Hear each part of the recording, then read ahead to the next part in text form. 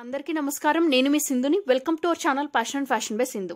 ఇవాల్టి వీడియోలో మనం ఇంట్లో ఎప్పుడైనా దొండకాయలు తెచ్చుకున్నప్పుడు అవి పండిపోతే వాటిని పడేయాల్సిన అవసరం లేకుండా వాటితో రుచికరమైన ఒక ఫ్రై ఆరెల్స్ పకోడా రెసిపీని చాలా సింపుల్గా ఎలా తయారు చేసుకోవాలో స్టెప్ బై స్టెప్ చూపిస్తున్నాను, చూసేయండి. రెసిపీ ప్రిపరేషన్ కోసం నేను 1/2 kg వరకు దొండకాయలు తీసుకున్నాను. వాటిని ఇలా పొడుగ్గా ఒక్కొక్క దొండకాయ 4 ముక్కలు వచ్చే విధంగా కట్ చేసుకున్నాను. కట్ చేసుకున్న ఈ దొండకాయ ముక్కల్లోకి ఒక 1/2 టీ స్పూన్ సాల్ట్ వేసుకోవాలి. తర్వాత మీ చేత్తోని సాల్ట్ని ముక్కల్ని బాగా పిండుతూ కలుపుకుంటుంటే దొండకాయ ముక్కలు ఆల్రెడీ పండిపోయి ఉన్నాయి కాబట్టి వాటి నుంచి మాయిశ్చర్ అనేది ఇలా నురగ ఫామ్లో రిలీజ్ అవటం మీరు నోటీస్ చేయొచ్చు. మీరు ఎక్కువ ప్రెషర్ ఇచ్చి దొండకాయల్ని వీలైనంత మ్యాక్సిమం పిండుతూ ఉంటే అందులో ఉన్న ఆ పండిపోయిన పార్ట్ ఏదైతే ఉందో ఆ రెడ్డిష్ పార్ట్ అంతా కూడా రిమూవ్ అయిపోతుంది. సో ఇలా బాగా నురగలాగా వచ్చి ఇంకా కంప్లీట్గా ఓన్లీ ముక్కలు మాత్రమే లెఫ్ట్ ఓవర్ ఉన్నాయి, ఆ రెడ్డిష్ పార్ట్ అంతా రిమూవ్ అయిపోయింది అని అనుకున్నప్పుడు వీడియో క్లిప్లో చూపిస్తున్నట్టు ఇలా దొండకాయ ముక్కల నుంచి ఆ నురగ పార్ట్ అంటే ఆ వాటర్ పార్ట్ అనేది సెపరేట్ చేసేసి కేవలం పిండుకున్న దొండకాయ ముక్కల్ని మాత్రమే ఒక ప్లేట్లోకి తీసుకుని పక్కన పెట్టుకోండి. మనకి ఈ నురగలాంటి టెక్స్చర్ ఏదైతే వచ్చిందో ఇది అవసరం పడదు, దీన్ని పడేసేయటమే. సో ఇలా పిండుకున్న దొండకాయ ముక్కల్లోకి ఇప్పుడు రిమైనింగ్ ఇంగ్రీడియంట్స్ ఏమేమి యాడ్ చేయాలో చూద్దాం. ఒక మిక్సింగ్ బౌల్లోకి 1 టేబుల్ స్పూన్ కార్న్ఫ్లోర్ వేసుకోవాలి, 1 టేబుల్ స్పూన్ శనగపిండి వేసుకోవాలి, 1 టేబుల్ స్పూన్ బియ్యపిండి వేసుకోవాలి. ఇది రెగ్యులర్గా మనకి షాప్స్లో దొరికే బియ్యపిండి. తర్వాత 1 టీ స్పూన్ సాల్ట్ వేసుకోవాలి. తర్వాత 1 టీ స్పూన్ కారం కూడా వేసుకోవాలి. ఈ ఇంగ్రీడియంట్స్ అన్నీ ఒకసారి బాగా కలుపుకోవాలి. ఈ ఇంగ్రీడియంట్స్లోకి మీకు దొండకాయ పకోడీ మంచి కలర్ఫుల్గా రావాలి అనుకుంటే ఒక 1/2 టీ స్పూన్ పసుపు కూడా వేసుకోండి. ఒకసారి బాగా కలుపుకున్న తర్వాత ఇందాక మనం స్క్వీజ్ చేసి పెట్టుకున్నటువంటి దొండకాయ ముక్కల్ని ఇందులోకి వేసేసేయండి. ఈ పిండిలన్నిటినీ ముక్కలకి బాగా పట్టించండి. స్పూన్ ఆరెల్స్ చేత్తో మీకు ఏది కన్వీనియంట్ అనిపిస్తే దాంతో బాగా పట్టించండి. తర్వాత అవసరానికి తగినట్టు వాటర్ అనేది జస్ట్ చిలకరించుకుంటూ మాత్రమే బైండింగ్ కోసం ఈ ముక్కలకి ఆ పిండిని అనేది పట్టించండి.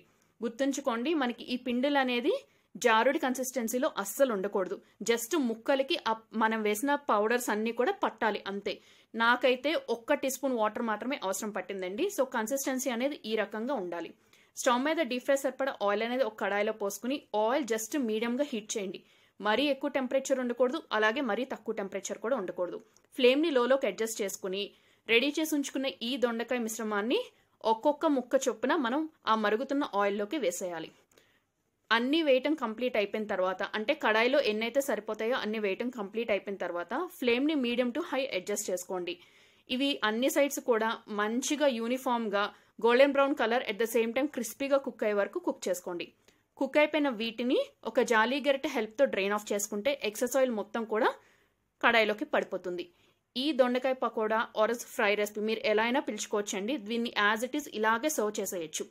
ఇది మనం డైరెక్ట్గా ఇలా స్నాక్స్ లాగా సర్వ్ చేసుకోవచ్చు. ఆరెల్స్ సాంబార్, రసం ఇట్లాంటి వాటిల్లోకి సైడ్ డిష్గా చాలా చాలా బాగుంటుంది.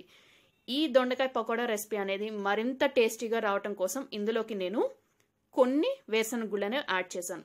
అయితే ఈ వేరుశనగ గుళ్ళు ఫ్రై చేసుకోవడం కోసం మళ్ళీ మనం సెపరేట్గా ఆయిల్ అనేది ఏమీ తీసుకోవాల్సిన అవసరం లేదు. ఈ కడాయిలోకి ఈ జాలీ గెరెట్లోకి ఇలా పల్లీలు అనేవి వేసేస్తే ఆయిల్లో అవి ఫ్లోట్ అవ్వకుండా మళ్ళీ అదంతా సెపరేట్ చేయాల్సిన అవసరం లేకుండా చాలా ఈజీగా ఫ్రైయింగ్ అనేది చేసేసుకోవచ్చు. ఈ వేరుశనగ గుళ్ళు కూడా మంచి గోల్డెన్ బ్రౌన్ కలర్ వచ్చే వరకు ఫ్రై చేసుకోండి. ఫ్రై అయిపోయిన వీటిని ఇందాక దొండకాయ ముక్కలు తీసుకున్న ప్లేట్లోకే ట్రాన్స్ఫర్ చేసేసుకోండి. అలాగే ఇక్కడ నేను ఒక పిడికెడు జీడిపప్పును కూడా వేస్తున్నాను. యాజ్ మెన్షన్డ్ ఎర్లియర్, జీడిపప్పు వేరుశనగ గుళ్ళు యాడింగ్ అనేది కంప్లీట్లీ ఆప్షనల్ అండి. మీకు పకోడా తినేటప్పుడు మధ్య మధ్యలో క్రంచీగా తగలాలి అనుకుంటే యాడ్ చేసుకోండి, ఇష్టం లేకుంటే స్కిప్ ఆఫ్ చేసిన టేస్ట్లో పెద్ద వేరియేషన్ అయితే ఏమీ ఉండదు. సో జీడిపప్పు కూడా మంచి గోల్డెన్ బ్రౌన్ కలర్లో ఫ్రై అయిన తర్వాత అదే బౌల్లోకి ట్రాన్స్ఫర్ చేసుకోండి. ఈ ఇంగ్రీడియంట్స్ అన్నిటిని ఒకసారి వీడియో క్లిప్లో చూపించినట్టు టాస్ చేసుకుని సర్వ్ అవుట్ చేసుకోవటమే. సో నేను చూపించిన ఈ దొండకాయ పకోడీ రెసిపీ మీకు నచ్చితే తప్పకుండా ట్రై చేసి ఫీడ్బ్యాక్ని కమెంట్ సెక్షన్లో షేర్ చేసుకుని రెసిపీని ఫ్రెండ్స్ అండ్ రిలేటివ్స్ కూడా ఫార్వర్డ్ చేసి మన ఛానల్ని సబ్స్క్రైబ్ చేసుకుని బెల్ ఐకాన్ యాక్టివేట్ చేసుకోండి. Thank you all very much for watching my video. ఈ రెసిపీని నార్మల్ దొండకాయలతో కూడా